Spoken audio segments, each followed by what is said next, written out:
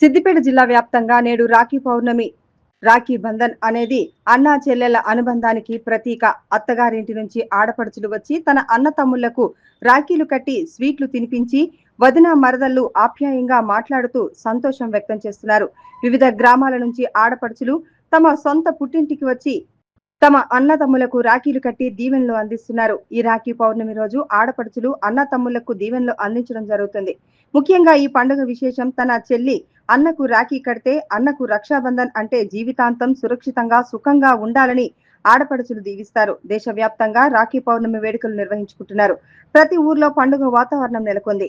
ఈ సందర్భంగా వారు మాట్లాడుతూ సోదర సోదరీమణులు అనురాగం ఆప్యాయతకు ప్రతీకగా జరుపుకునే చెల్లెళ్ళు అక్క తమ్ముళ్ళు మధ్య ఆప్యాయంగా ఎన్నాళ్ళైనా చెక్కు చెదరకుండా ఉండే బంధం రక్షాబంధన్ అని, అమ్మ చూపించే ప్రేమ నాన్న కనబరిచే భద్రత కలిపి ప్రతిబింబించే రూపం రాక అంటే నిండు పున్నమి.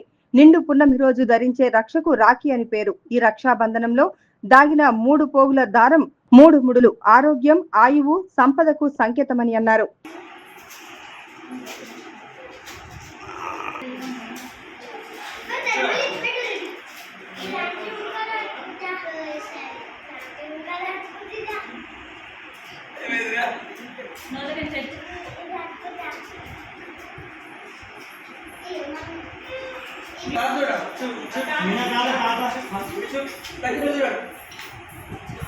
Ini